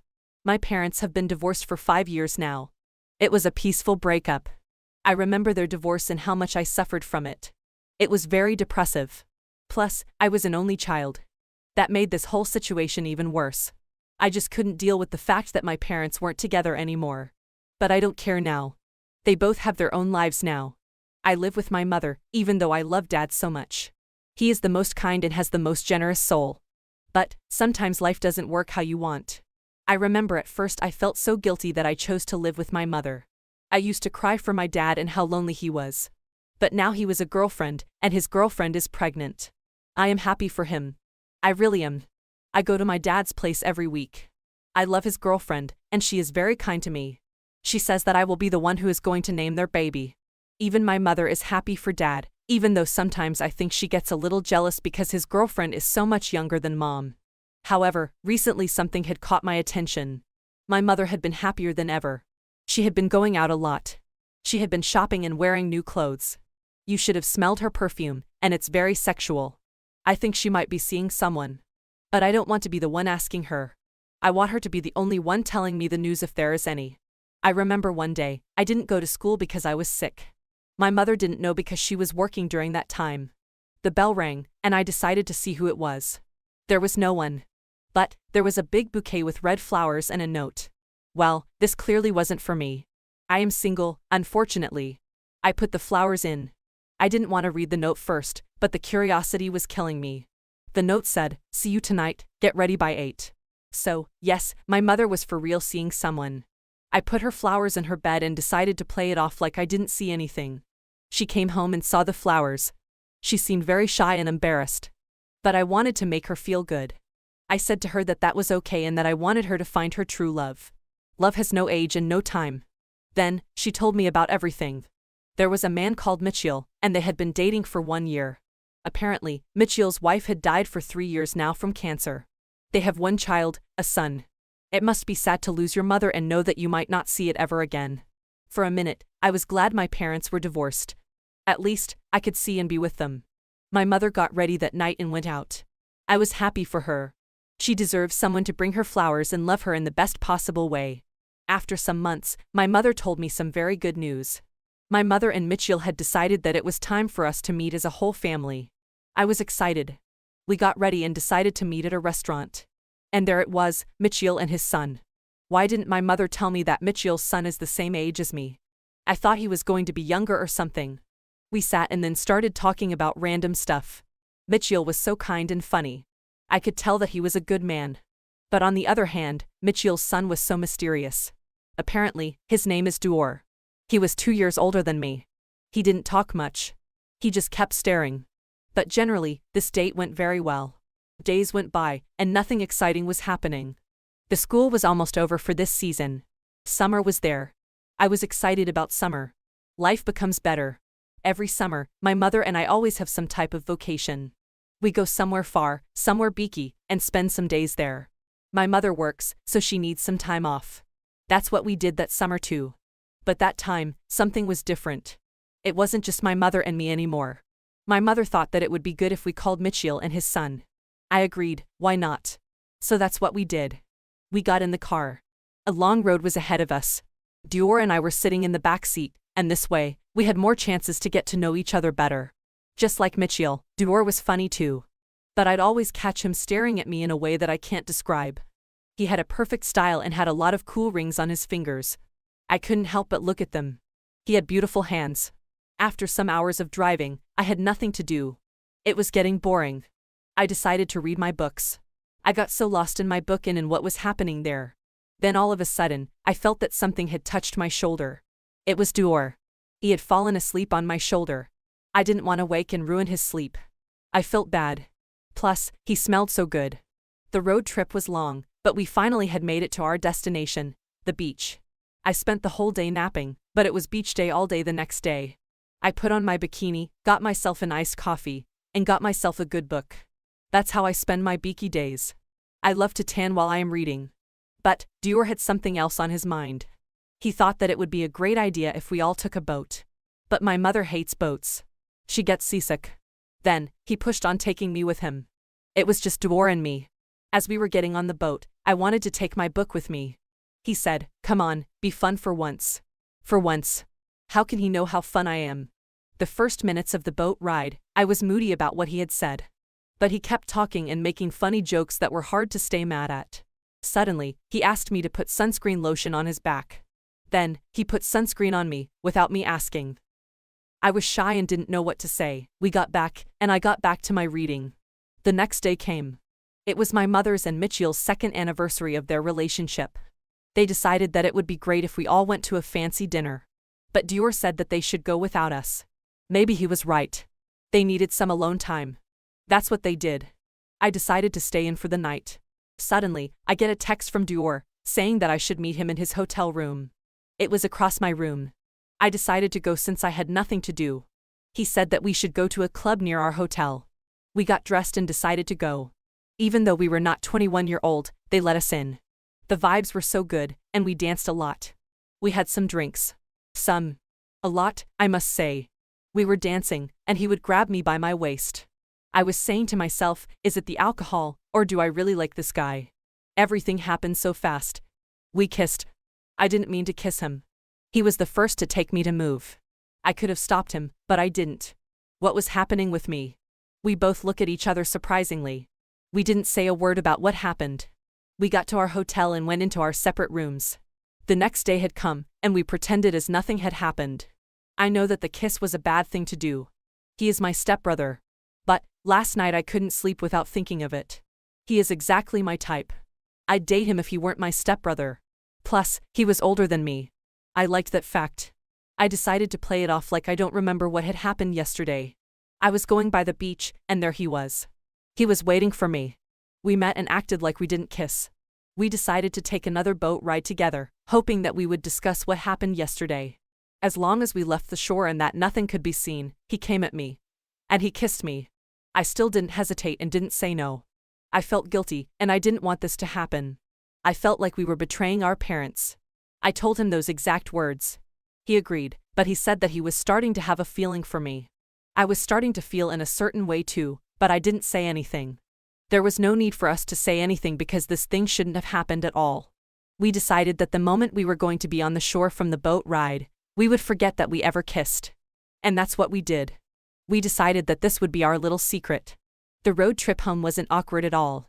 I felt happy that we still could talk and joke around, even after what had happened. For a second, I thought that I could be in love with my stepbrother. But that would be so selfish of me. We kissed because we felt vulnerable during that time. There was nothing else there. Maybe it could be. Who knows? But it is not our time to love. Our parents deserve love more than we do. We are still young, and we know that other souls out there are waiting to fall in love with us. I am just happy to share this here since no one knows about this.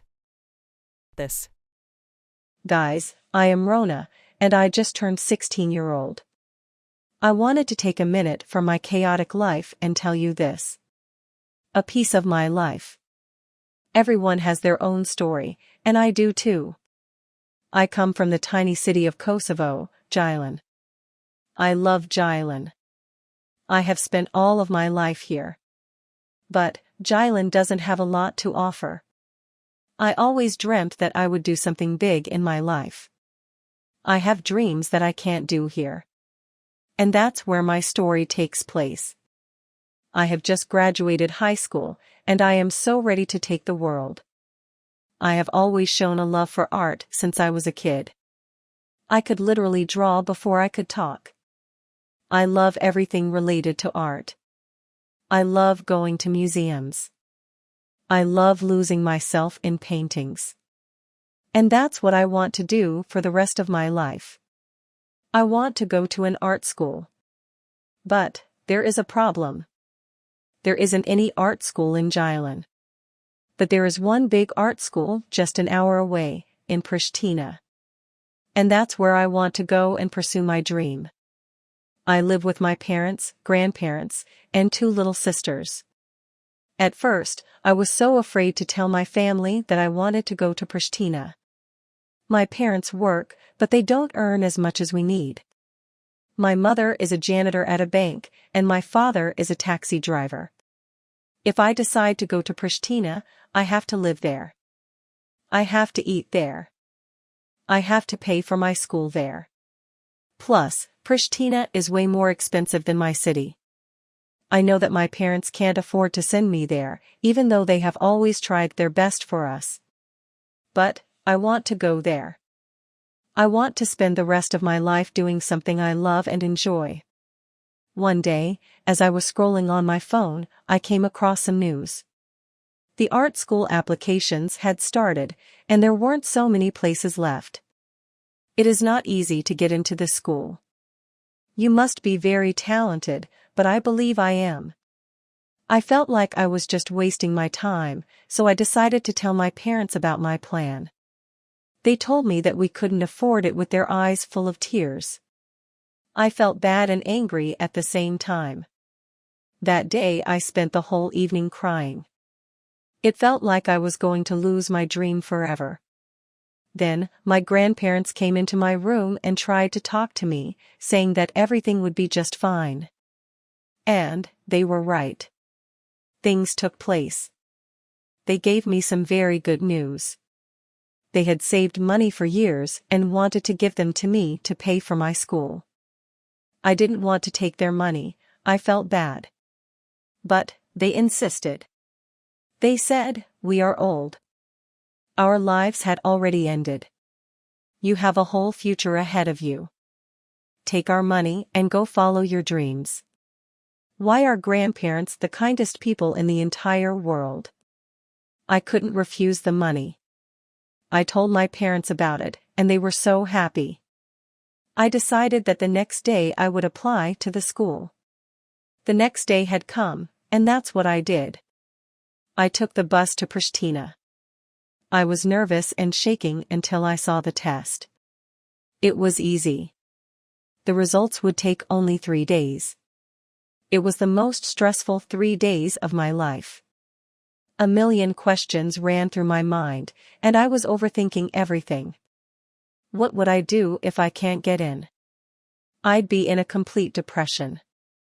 But one morning, I got an email. Guess what? I got in. I felt so happy and excited. My dream was only some steps away. But I didn't know that things would get more challenging and complicated. Now I had to find a place to live in Pristina and some part-time job to pay rent and my food. After some research, I had found a very cute little flat that was only some minutes away from the art school. But the rent was so expensive. It would take 2 people to pay for it. I couldn't find a roommate. My friends had already found their roommates. As I was searching for a job near my school, I had across an announcement that somebody had made. The announcement had said they needed a roommate near the place where I wanted to take the flat. So, I called that number. The person agreed to share the flat with me and pay the rent together. But there was only one problem. That person was a boy. At first, I didn't want to agree, but the school would start next week. I didn't have time to think. I decided not to tell my family about this because they would get the wrong ideas. Plus, I was sure that I would never see that guy. I'd be busy. I would be busy with school and studying. Plus, I had already applied for a part-time job at a coffee shop. That means that I will not have any contact with him whatsoever. The time had come for me to get out of my nest and become an adult. It was moving day. I packed as much as I could. I love to cook, so I brought a lot of stuff with me, some sauces that my mother made, and some other stuff. I decided to meet up with the guy and get the keys to our flat. I didn't even know his name and how he looked. It could be anyone. He could be a killer. A psychopath? All I know is that he is going to the same school as I am, art school. I arrived there, and at the door of our flat, a boy was waiting there. He had suitcases. It was him. I felt shy when I first saw him. He was so tall, and he looked so aesthetic. His style was out of this world. His name was Eddie. We got into the flat. There were only 2 rooms and a living room. Our rooms were small and very near to each other. There was an old, cute tiny kitchen. We spent that whole day cleaning the flat and getting to know each other. I really felt like I could be best friends with Eddie. Eddie, the flat, and everything had good vibes. My parents had called me 3 times in just some hours. I still hadn't told them that my roommate was a boy. Eddie was an artist too.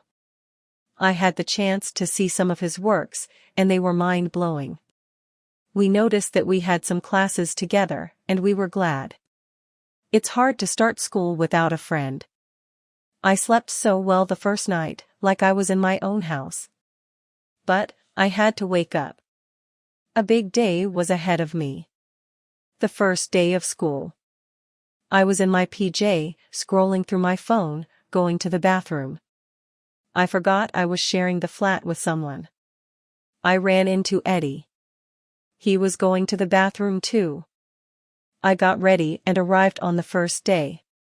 The school was so beautiful and big. There were a lot of talented students there, and I could tell there was going to be competition. I can't say much about the first day because we didn't do much. After school, I had to go to my job at the coffee shop. I noticed that the coffee shop didn't have much work for me. Good for me. But the boss was so respectful. It was such a long day. I got tired and just wanted to sleep. I saw that Eddie was cooking in the kitchen when I got in. He goes, "I hope you like spaghetti." I was so surprised that he had cooked for me too. Plus, I love spaghetti. We talked about how our day went. I couldn't help but think how Eddie is the sweetest person that I've ever come across. I thought that it would be weird living with a guy, but I loved it. Eddie was making it so easy. Weeks went by, and everything was just fine. I visited my parents every weekend, but every time I would come back to Jylland, I would actually miss Eddie so much. We were getting so close with each other. We would draw together and talk about stuff that I had never talked about before with anyone. We would watch TV all night on our crappy couch and our crappy television. One night we actually fell asleep on our couch together, and when we woke up, we felt so shy. There were moments when I felt like we could actually like each other. One day I came back from work, and I saw Ed was painting a drawing. The living room was a total mess, and he was shirtless. He was all covered in paint and was smiling. That smile got me feeling like I could actually be into him. I got back from work one day, and I noticed that Ed wasn't home. He usually was home. I decided to make noodles for the both of us, since all we had been eating was pasta and fast food, and decided to wait for him to watch a movie together. Suddenly, someone knocked on the door, and it was Eddie. Eddie wasn't alone this time, he was with a girl. They were holding hands and laughing. He introduced me to her. She was so beautiful. She had long, sexy legs and hair. They didn't sit to watch the movie.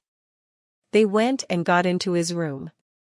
Then Ed texts me saying, "Can you go out for a little bit?" I don't know why I felt so jealous and angry. I went out and didn't come back for some hours. I didn't want to disturb them. Then, I got home, and Ed was sitting on the couch. I didn't want to talk. I went to my room. I couldn't sleep but think. I was thinking about how I left my dream behind. I was lost spending time with Eddie, and all this time he had a girlfriend, and he didn't tell me. So, I decided that I would focus more on school from that night. That's what I came for, after all. Weeks went by, and we were communicating so cold. I did my best to avoid him. I tried not to be home all the time just to not see him. One day my parents came to my place in Pristina.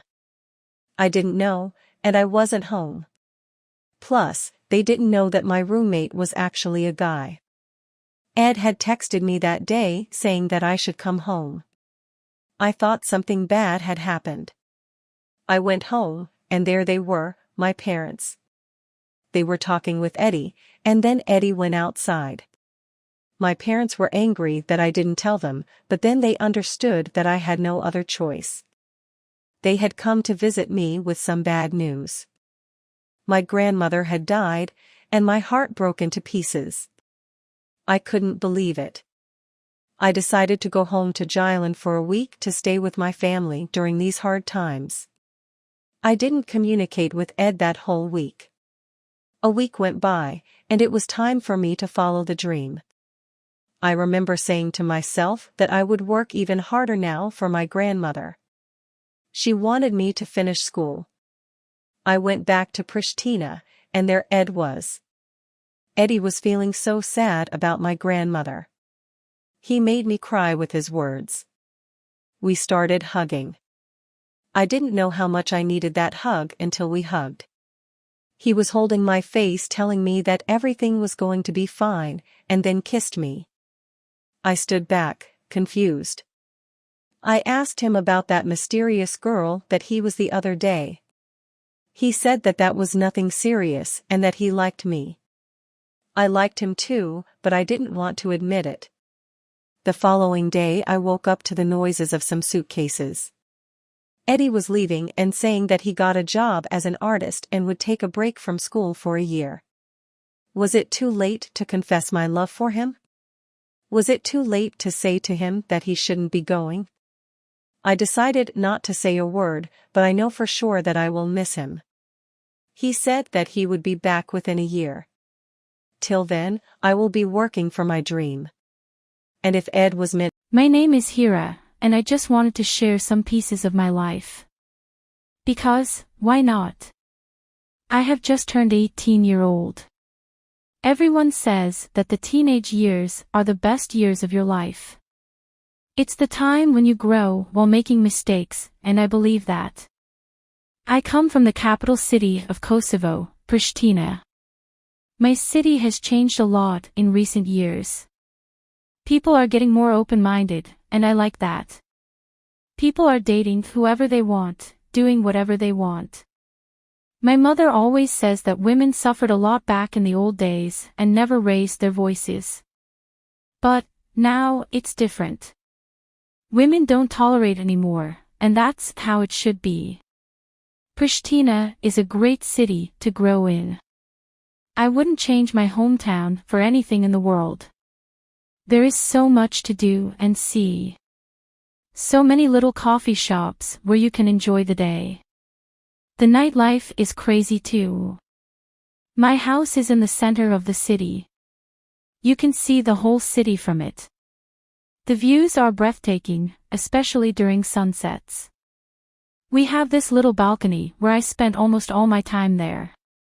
I live with my parents, sister, and our chubby golden retriever puppy, Buna. My parents both work as teachers. They have the same personality, and sometimes we think that they are one person. I have never seen a love like theirs. My dad always wanted to have a son. But I am glad that we don't have a brother. All of my friends that have brothers complain. They say that they get very overprotective even when they shouldn't be. They can be jealous over what to wear and where to go to. I would hate it if someone controlled me and told me what to wear. I was raised not to be controlled by anyone. I love my freedom, and my parents have always respected it. This year is my last year of high school. I will graduate soon. My experience in high school has been very easy for me. I am saying this because I feel like it is not the same for everybody. There are times when I witness people getting bullied over simple things, and I always try to stand up for them. But I think that our school and our teachers are the ones to blame. They don't care about what happens. They just take their money and go, no matter how destroyed your mental health is. Like everyone else, I have been in a bad mental health state too. I have just ended a 2-year relationship. 2 years ago, I was a completely different person. I fell in love. I fell in love with a boy called Ron. He loved me too. We were so young and dumb, but somehow we managed to fall in love and make it last for whole 2 years. Those 2 years had their ups and downs. He was my first everything. My first relationship. My first breakup. We would see each other every day. My family knew about him, and his family knew about me. His mother loved me, and she still texts me to this day. What did go wrong? What could it happen? As time passed by, Ron was changing a lot. He would ask me to go out with him every day. You must think that that's alright, right? Yes. But we saw each other all the time, so I couldn't have time to see my family or even my friends. At first, I liked the fact that we would meet up every day, but then I realized that he wanted to have me all to himself. He wanted my life to be all about him. He would start telling me what to wear and where to go. There were times when I would go out with my sister, and I would see him in the same place where I was going. He was following me and not letting me go alone anywhere. At this point, I thought that he didn't even trust me.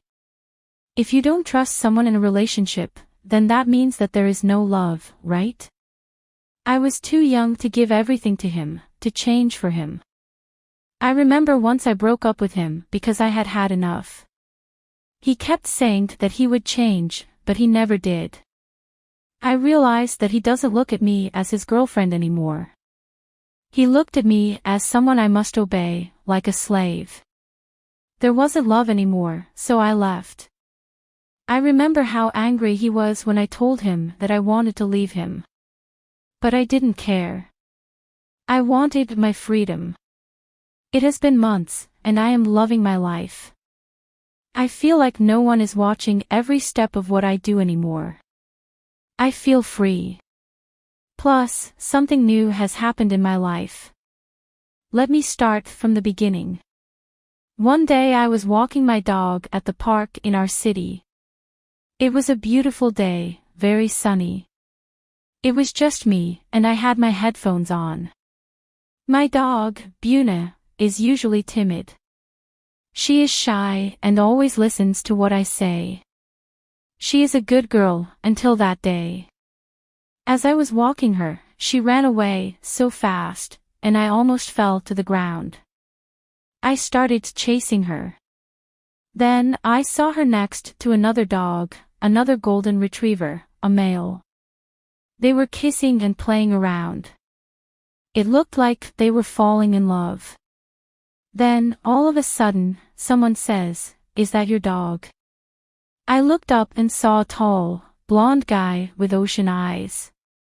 I said yes, and he told me that the other dog that Buna was playing with was his. We were trying to get them separated, but we couldn't. They kept running away together. I felt happy and sad at the same time. I was sad because I was so caught up in my life that I forgot that even animals feel lonely. Even animals need love and someone to fall asleep with. We decided not to separate them and let them play a little bit. He went and bought me a coffee, and we sat in the park, watching our dogs play. His name was Trim, which in English it means brave. What a beautiful name. Trim was a little bit shy, but I could tell that he was very respectful. He was 2 years older than me. He lived in the same neighborhood as me, but I had never seen him before. We stayed there for an hour, and we talked like we had known each other for years. He said that he walks his dog every day, so we decided to meet the next day and walk them together. As I walked home, I didn't have an internet connection, but I noticed someone had texted me when I went in. It was my ex, Ron. He had written a long text saying that he saw me with another guy, and he wanted to know who he was. How did he see me? Was he following me still? I didn't want to text him at all, but he kept calling me and saying that we should meet. I didn't want to meet with him because I no longer owe him any explanations. I ate dinner and decided to watch a movie.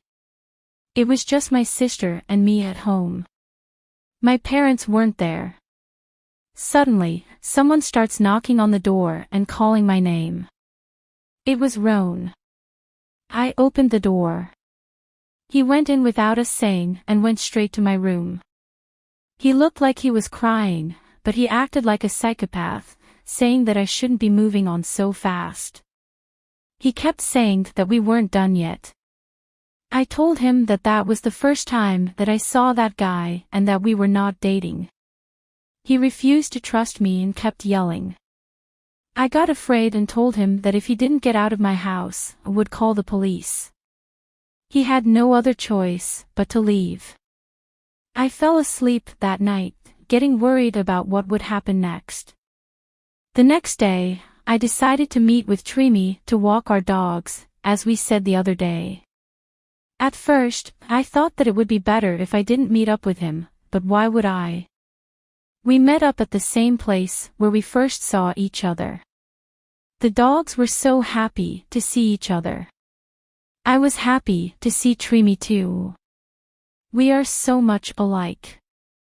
We talked, and it was a well-spent day. I couldn't help but think if my ex was there somewhere watching. There were a lot of people, and I couldn't tell if he was there. I was afraid I would run up to him, and he would say something to Trimi. Days had gone by, and there were no calls, no nothing from my ex. But I could see that he was still stalking me on my social media. I didn't care as long as I was not seeing him. But, on the other hand, Trimi and I were texting non-stop. I know that it hadn't been long since I broke up with my ex, but the way he treated me got me thinking that I might actually like him. One day, after we were done walking our dogs, Trimi called me to go to his place. He lived near the park and said that he would make me a Turkish coffee. He said that everyone was crazy about his coffee. I was curious, so I went, even though I am not a big fan of coffee. We went there and stayed on his balcony. His sisters and his mother were there. We all had a great time. They all loved Bunith too. After some hours of staying at Trimi's, I decided to go home. He walked me out of his house and said that we should have a date tomorrow, but without our dogs. Our dogs were the reason why we were going out in the first place. Was that an excuse? Does he like me more than friends? I didn't know, but I wanted to find out, so I said yes. Tomorrow had come, and I was getting ready for the date. Buna was barking all the time, begging to take her with me. But that day, I couldn't. It was time that Trimi and I got to know each other even better. I got ready even though we hadn't been texting that day at all. But we had already chosen the place and the time. We decided on going to a restaurant near us. We would meet there. I went some minutes late, just so I couldn't be the first one to arrive there. I would sound so depressive. But when I got there, he still wasn't there. I didn't want to order without him, so I just waited, staying on my phone awkwardly. I didn't want to text him immediately. I waited for an hour, thinking that maybe something had happened. Nobody had ever stood me up on a date. I was feeling so embarrassed. I tried to call him, but he wouldn't answer. Then he texted me that he couldn't come. I went home feeling confused. He didn't even tell me the reason why he couldn't come. The next day, I thought about walking my dog simultaneously as I usually do. I was hoping to see Trimi and find out what had happened last night. But he wasn't at the park. He never misses a day without walking his dog. I thought that something bad had happened, and I couldn't stay without figuring it out. I decided to go to his house. His mother opened the door, and she seemed happy to see me. She insisted on going in and having a coffee, but I said no. Then, Trimi came outside of the house, not looking in a good mood. We decided to sit on the balcony. He wasn't talking at all. Then, I asked him about what had happened. He responded angrily, "You should go. It would be bad if your boyfriend saw that you are here." "What boyfriend?" I asked, confused. Then it hit me. It was Roan, the crazy ex who apparently wouldn't leave me alone. I told him that I didn't have a boyfriend and that I would tell him if I had. He said that after I went home that day, Roan had come to his place and talked to him. He had said that he had told him that we were together. I couldn't believe my ears. Why would Roan do that? I explained to Trimi everything, and he believed me. I didn't know what to do with Roan. Should I talk to his parents? Should I call the police? I mean, he was stalking me and not leaving me alone. However, I thought that it would be better if I talked to him. I texted him and said that we should meet. I told him that we should meet somewhere in public, just in case he does something stupid. So, we did meet. He had bought me some flowers, and he seemed sad. I asked him why he said that to Trimi. His eyes were full of tears. He goes, "The idea of seeing you with someone else kills me." He said that he regrets everything he did to me and still loves me. But, if you love someone, you don't try to change them. The way they wear and the places they go. I explained to him that what he is feeling is not love. I think he understood that, and we agreed on staying friends. Will he stop leaving me alone? I don't know. Will Trimi and I get together? I don't know that either. All I know is that you should never try to change someone because that person will not change. I am Flutura, and just like everyone else, I have imperfections too. Yesterday I turned 16-year-old, and someone special had gifted me this diary. So I decided to write. People say that the best years of your life are the teenage years. But, what they don't know is that life can be both beautiful and challenging at the same time. It's so hard to live your life when you aren't satisfied with yourself or when you don't feel comfortable in your skin. I've had a hard time with myself since I can even remember. My parents had named me Flutura for a reason. Flutura, in my language, means butterfly. The plan was not on naming me Flutura, but something had happened. I was born. My parents were so happy when I was born. I was the first child. I was healthy and chubby, just like every other perfect baby, except for one thing. I was born with a scar on my face, on the left side. When I was born, my parents were surprised and noticed that the scar looked just like a butterfly. And that's why they decided on naming me Flutura. My scar has always been my biggest insecurity. I remember how I always asked questions about how I was the only one with that scar. Even my parents hated this fact because there weren't many pictures of me when I was a baby. They don't show it, but that's what I think. After some years, something good had happened in our family. We had welcomed another baby, a baby girl. I was so young, but I remember I was so excited to have a baby sister. My parents were excited too. My baby sister turned out to be so perfect. No scars, no nothing. I remember I was so jealous. But I still am. The jealousy never faded away to this day. But still, our childhood was perfect. We lived in Pristina all of our lives. It was just me, my parents, and my little sister. However, I didn't know that my childhood would be the easy part of my life. I grew up, and the insecurity grew up with me. My friends would ask me about my scar. What had happened? What is that? Can you remove it? Why is it black? The question always made me feel bad about myself. It made me feel like I didn't belong there and that I was different. So, I tried to hide it.